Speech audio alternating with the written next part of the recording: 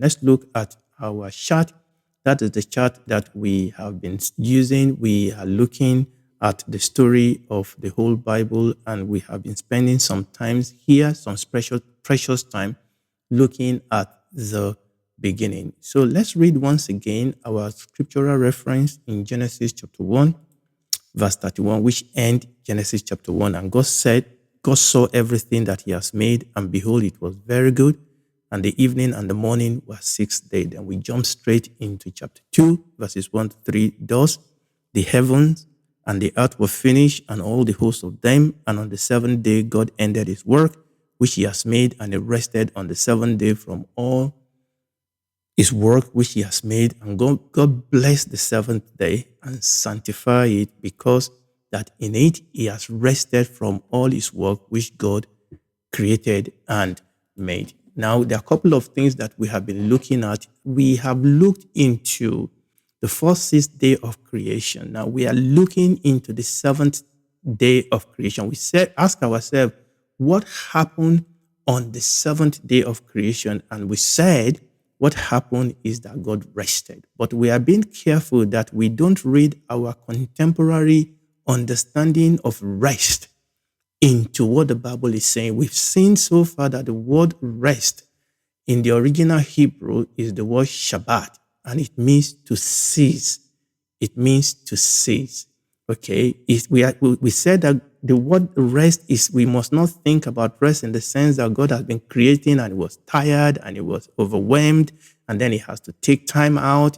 No, that is not the word there that is being used.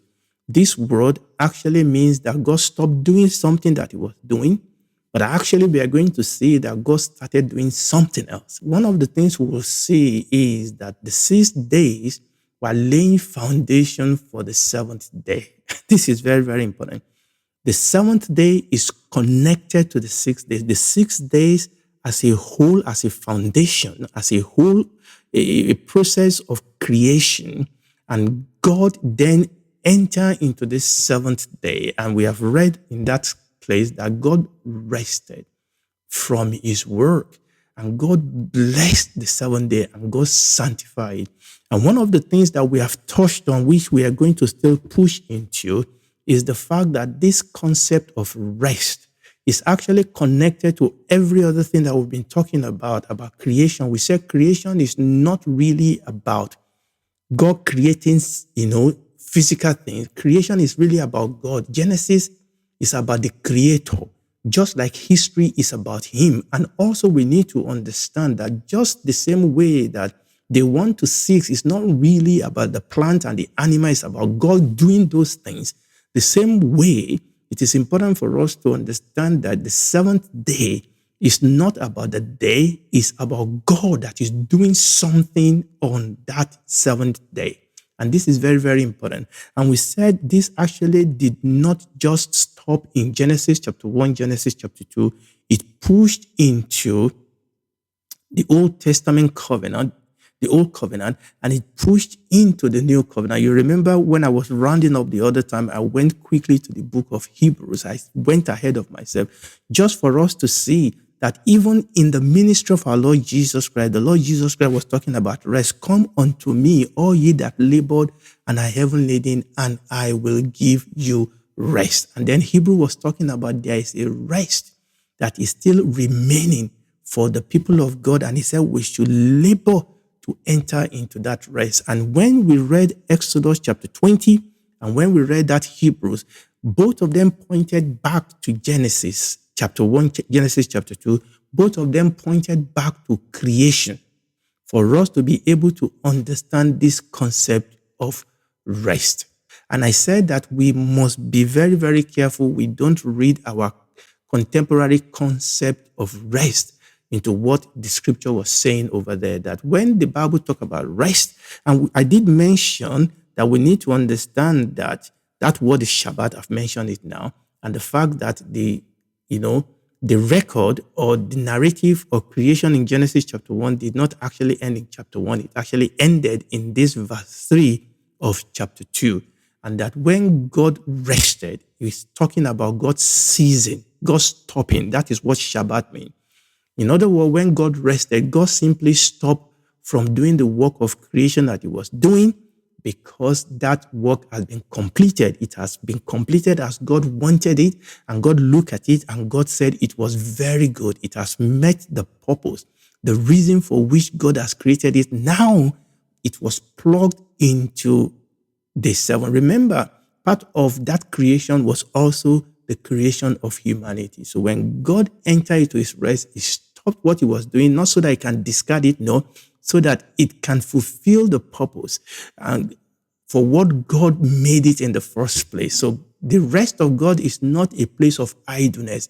It's not a state of relaxation. It's not a state of doing nothingness. No.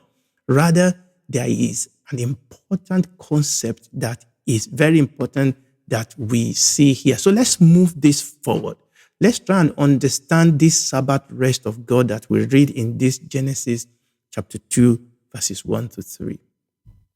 For us to understand this, we need to explain it. We need to exegesis. We need to teach it against the cultural context of the ancient Near East. We need to understand that the Bible was not written in a vacuum.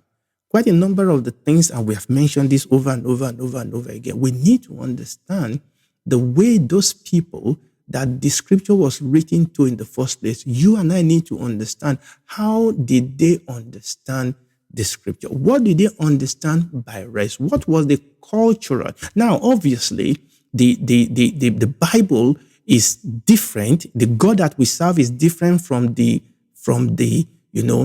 idols that the unbelievers or the pagan that they worship or that they serve. But the culture, we're talking about the culture, you need to understand there are some things that the Bible doesn't explain to us because the people to whom it was written, they understand the culture. When the Bible says kingdom will rise up against kingdom, that actually means something in that culture.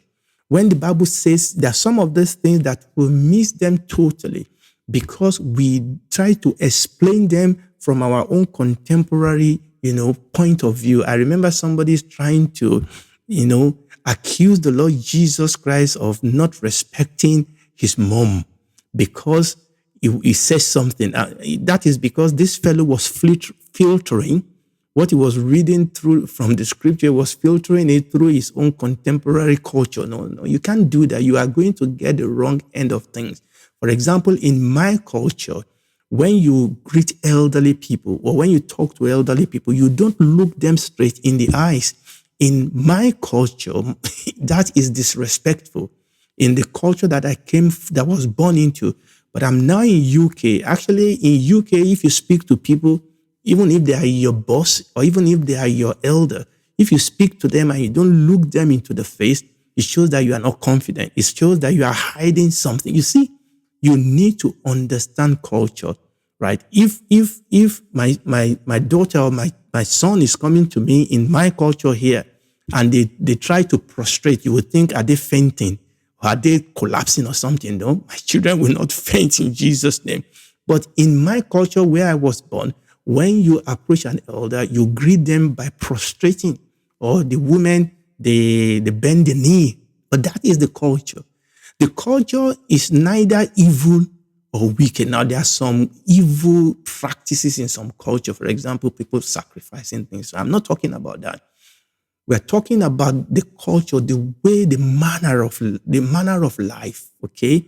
The manner of life in the area, that the way they think, the way their outlook on life, those things are very, very important. And you will see when you study the scripture, understanding the culture, the manner of the people to which the Bible was written to, understanding those actually goes a long way in us being able to understand what the scripture is saying now. For us to understand this concept of the Sabbath rest of God, God being the king, God being the divine, this divine rest, it is important for us to actually understand the cultural concept of divine rest in the ancient Near East. And scholars have already done the legwork for us, so we don't have to do the legwork, okay?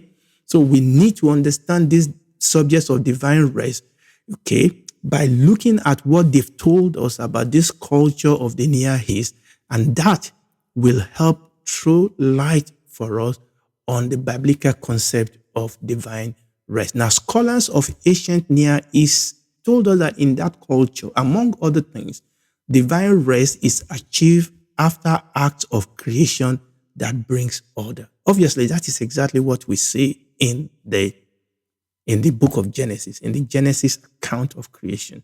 So that's the first thing. Divine rest is achieved after act of creation that bring order. In other words, you don't enter into rest until the work of order, the work of creation. What did we see God doing in creation? He was putting order. Remember, we said this is about his kingdom.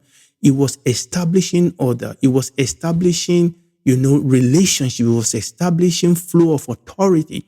He was creating and establishing, relationship between the physical world and the living things, the living creature, relationship between creature and creature, but also ultimately relationship between the creation and him himself. So that's the first thing that the scholar have told us, that in that culture, among other things, divine rest is achieved with the act of creation that brings order. Number two, that divine rest is achieved in the temple.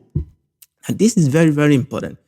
The divine goes into rest because they have completed their works of setting things in order. And that the place of rest is the temple. We are learning from the culture, from the understanding. Where does the gods go to rest? The gods go to rest in their temple. The fact is that divine rest is achieved in the temple. In other words, it is the temple that God goes to rest. The temple is the center of order. And that will explain to you why the Lord Jesus Christ was so angry with the leaders of Israel. Because the temple is at the center of what God was doing with his people. The temple is very, very important. Where does God go to rest? Where is the presence of God? Where is the glory of God? Where do you go to meet with God? Is in the temple.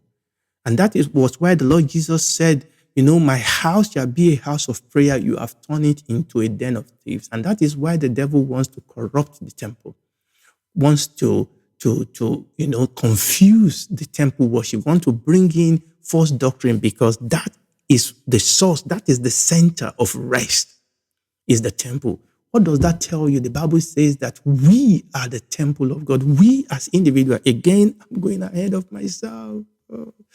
We as individuals and we collectively as a body, we are the temple of the Lord. Remember, the temple is actually the center of order. The temple is the center of rest. So where does the divine go to rest? Is actually in the temple. So we said the divine rest is achieved after the word of creation that brings order. Isn't that what happened when we are born again? If any man, if any woman be in Christ, is a new creature. All things have passed away. All things have become new. Then the temple is where God comes to rest. So God makes us his own temple. He takes the heart of stone, then he gives us his own spirit. He comes to dwell in us. We know ye not that you are the temple of the living God. As an individual, if you're a Christian, and as a body of believers, we are the temple of God. And the rest of God is where his temple is. But the third thing that we need to understand is what is really happening in this rest. They said to us that divine rest is characterized by ongoing control and stability. Now, this is very, very important. This is the reason, this is what God does when he's resting. Now, remember what we said, that the rest is not that God is recuperating or recovering or relaxing. No. Actually, God still works when he's resting. So when the divine rest, they've done work of creation. Maybe there was a disorder.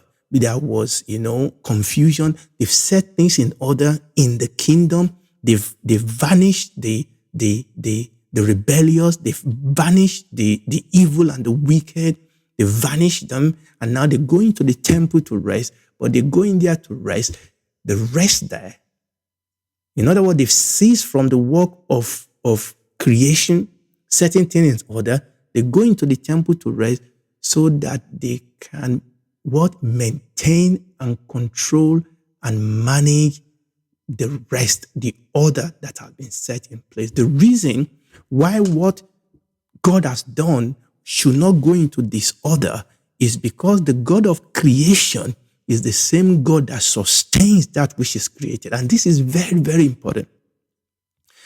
So this rest, in that concept of rest, is this concept of God actually maintaining what he has started.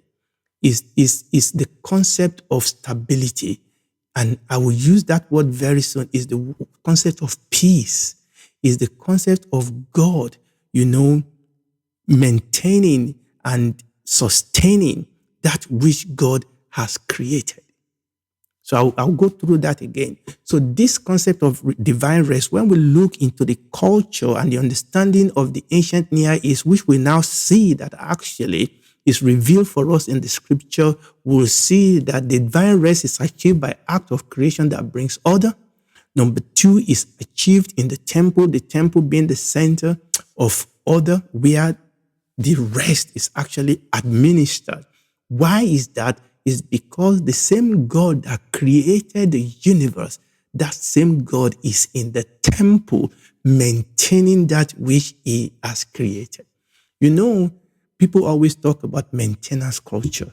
Okay, there are many nations of the world, particularly in developed countries, that don't have good maintenance culture. They may have fine edifices and fine programs. Oftentimes where it all falls apart is when it is not being properly maintained. Okay, I think I'm going to stop here. I know today is a short one. I'm going to stop here by the grace of God, and we're going to pick it up over here. Remember what we are saying is this understanding that we have seen of what divine rest means, and we can actually now see it in the scripture that is about God. It's about God who has finished creating in 6 days, entering into his temple so that he can maintain that which he has created. And we are going to see where we come in as human. And if you are listening to me, God has given us a name that brings rest. It's the name of Jesus. Come to him today. Come to him, ask him to save you, and he will. Admit that you are a sinner, that you need him, that you want him to, you can't help yourself. For God so loved the world that he gave his only begotten Son, that whosoever believe in him will not perish, but have everlasting life. Ask him to save you, and he will. He will come into your heart, take away that heart that is dead. Amen. He will give you a new heart. You will become the temple of God, and you will be able to experience his rest. Do it today in the name of Jesus.